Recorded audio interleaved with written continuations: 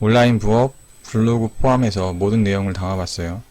온라인 부업으로 블로그만큼 접근성이 좋은 것은 없지만 반대로 말하면 그만큼 수익화적인 부분에선 효율적이라고 말하기는 힘들어요. 어떤 부분에서 그런 부분이 있는지 제 장단점에 대해서 이야기를 해볼게요. 블로그 같은 경우 원래 N블로그라고 하죠. 장점이 단기간에 키울 수 있어요. 접근성이 용이하죠. 특히 생성일자가 오래된 블로그를 갖고 있다 하면은 엄청 유리하기 때문에 해볼만 하죠. 수익화 방법에 대해서는 애드포스트가 있죠. 그리고 주제마다 차이가 있지만 1방문자 1000명을 기준으로 했을 때 약 7에서 10만원 정도가 가능해요. 평균치를 말하는 거예요. 제가 건강, IT, 기타 교육 여러가지 블로그를 운영해봤을 때 1방문자의 기준, 1000명 기준으로 했을 때 이 정도가 벌린다는 이야기입니다. 협찬, 체험단, 응모 등으로 수익화가 가능하다는 그 또 두 가지 그런 부분이 메리트가 있어요. 협찬, 체험단, 응모 등으로 수익화 가능하다는 부분이 장점이기도 해요. 이 부분 같은 경우는 파워블로그급이 되거나 어느 정도 블로그 1방문자나 지수가 높아졌을 경우 원고료나 기타 액수가 커질 수가 있죠. 또 한 가지, 만약 단기간에 어느 정도 나는 당장 원고료나 이런 것이 아닐지라도 당장 물품이나 아니면 뭐 이런 맛집 이런 부분에 대해서 체험단을 하고 싶다 하면은 1방문자가 500명이 넘지 않아도 가능합니다. 이런 부분 장점이 있을 수 있어요. 즉 부업적인 기준으로 봤을 때 아니면은 소소하게 이런 생활비로 보탬이 될 수 있다는 생각을 했을 때는 괜찮은 부분이죠. 원고를 받으려면 기준이 차이는 있겠지만 주제 명확성이 제일 중요해요. 주제 명확성이 됐을 때, 즉 단일화의 주제를 갖고 있을 때 인플루언서 선정에도 유리하고 협찬을 받을 때도 좀 더 명확하게 유리하게 받을 수가 있어요. 즉 일방문자 수, 그 글수 같은 경우도 뭐 이야기가 다르지만 제가 경험해 봤을 때는 100개는 최소 넘기는 것이 좋고요. 뭐 그 이전에도 가능하겠지만 보통 200개를 기준으로 판단하는 업체들이 많더라고요. 200개 그 같은 주제로 한 주제로 200개의 글이 쌓였을 때 어느 정도 협찬 의뢰가 들어오거나 의뢰하는 곳이 많이 있어요. 그러므로 중요한 부분은 초반에 너무 질만 강요해서 많은 글 텍스트를 쓰려고 애쓰지 말고 초반에는 양을 중심으로 하고 어느 정도 글이 쌓인다 할 때 양질, 즉 양과 질의 균형을 맞추면서 어느 정도 중간 형태보다 좀 더 나은 양은 그대로 유지하면서 질적인 부분을 좀 높여가면서 이제 블로그 지수를 높이고 그 다음에 방문자 수를 늘리는 거죠. 그 상태에서 이제 어느 정도 글이 쌓이고 이제 어느 정도 일방문자 수가 뭐 1000 이상 넘어간다 싶을 때는 이제 양을 뭐 줄이지 않고 같이 양질의 글을 똑같은 수로 발행하면 좋지만 많은 힘이 드니까 조절을 하는 게 좋죠. 질 중심으로 비중을 하되 아니면은 하루에 글을 2개를 썼다 하면은 하나는 좀 질에 좀 강요해서 글을 좀 퀄리티 있게 쓴다면은 또 하나는 글 텍스트 수를 좀 줄여서 하는 것도 괜찮은 방법이죠. 단점 같은 경우는 수한 분야는 내가 잘 모르는 분야다 하면 자료 취합을 해야 돼요. 그리고 그게 시간이 걸리고 그걸 또 키워드 조회해서 괜찮은 키워드 발굴해야 되고 뭐 이웃 관리나 이런 뭐 여러 가지 부분에 시간이 부가적으로 많이 들어가죠. 초보 때는 어느 정도 시간과 돈이 또 투여되는 부분도 있어요. 이런 부분을 참고해 주세요. 그 접근법 같은 경우는 뭐 1안, 2안이 제가 나눠봤는데 좀 디테일하게 나눠봤어요. 1안 같은 경우는 처음부터 이미 내가 하고 있는 일이나 잘하는 일과 관련된 주제 중에서 수익화에 유리한 것을 선택하는 거죠.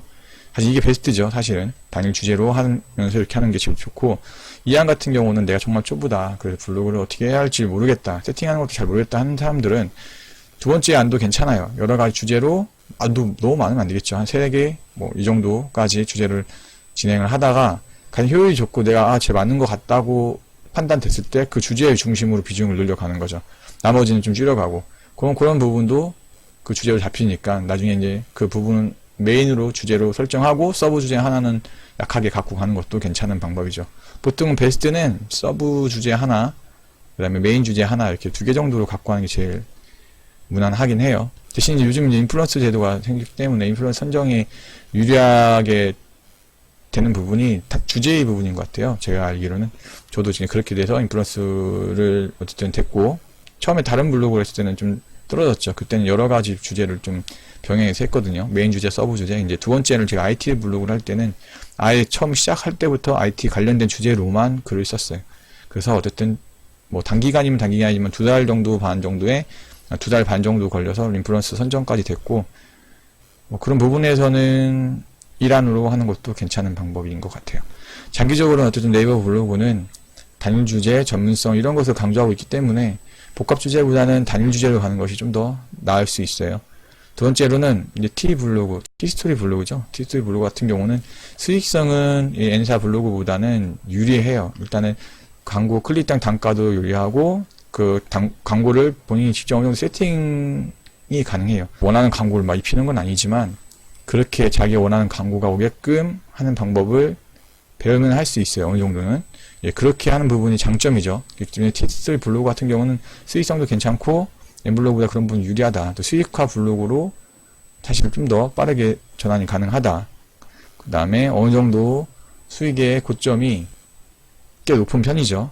제가 알기만 해도 어느 정도 상위 퍼센트에 들어가야 되지만 월 한 300 정도는 가능한 것 같아요. 200에서 300 정도. 그 다음에 어느 정도 기간까지 감소했을 때는 최소 100 정도는 넘어갈 수 있다. 에스포스 같은 경우는 정말 파워블로그급이 아닌 이상은 월 100을 넘긴다는 것이 쉽진 않죠. 네.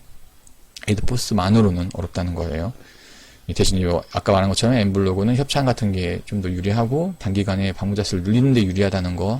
T스토리 블로그 같은 경우는 이런 N사 블로그보다는 좀 더 그런 인원수, 즉 방문자 수를 늘리기에는 좀 어려운 부분이 있어요. 대신 이거는 이슈성 글로 해서 어느 정도 그걸 맞출 수는 있지만 그렇게 됐을 경우에는 이미 기존에 들어가 있는 고인물, 업체들 이런 블로그로 보이는 사람들이 공격을 해요. 저번에도 다른 영상에 제가 다뤘지만 공격이 좀 노골적으로 해요. 뭐 심지어는 뭐 댓글 같은 거 협박도 하는데 어느 정도 좀 컨트롤 해줬으면 좋겠는데 뭐 묵인되는 것 같아요. 이런 공격에서 자유롭지 못하기 때문에 이슈성 글 같은 경우는 그런 공격이 좀 심하죠. 단기간에 수익을 내기에는 이슈성 글이 제일 빠르긴 한 부분이기도 하고요.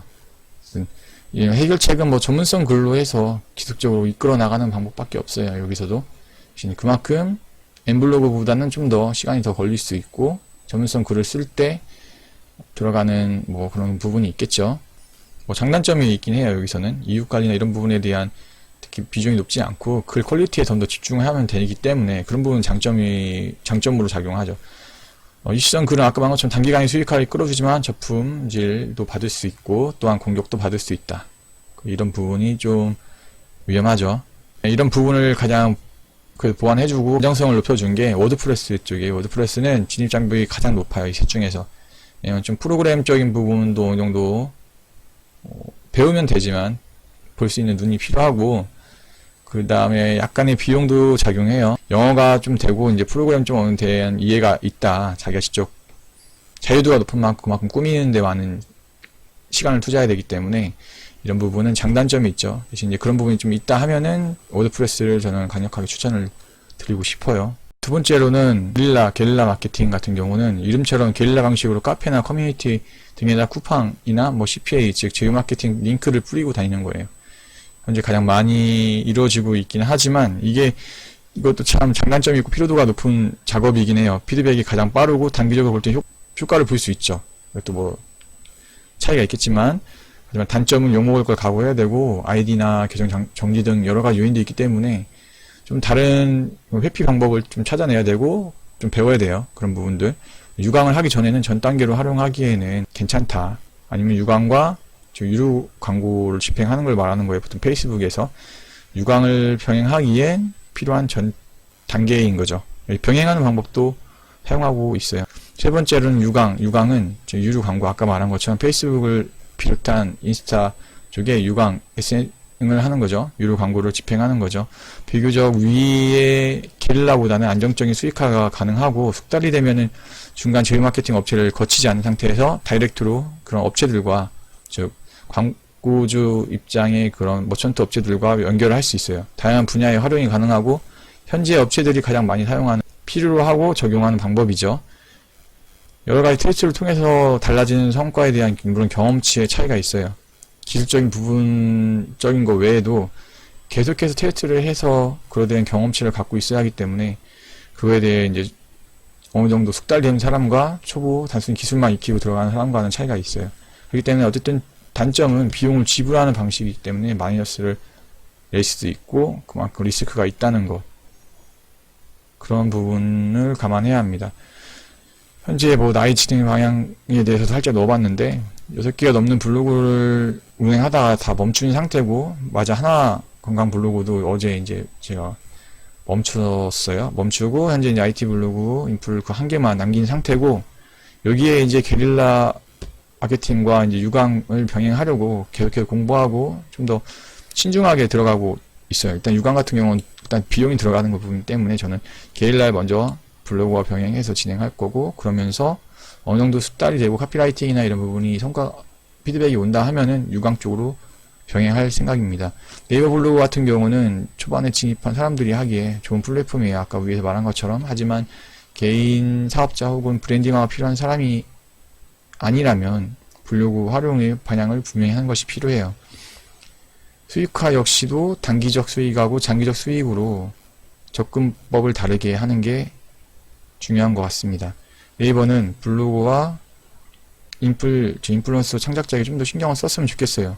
대대적인 변화를 뭐 한다고 하고 인플 탭도 생기고 했지만, 실질적으로 인플루언서 블로그가 받는 수익적인 혜택은 개인적인 실력 차이일 수도 있지만, 인플이 된다고 해서 큰 혜택이 있었던 것도 아니고, 그나마 푸강 그 제도조차도 애매모호하게 된 것 같아서 좀 아쉬움이 있어요.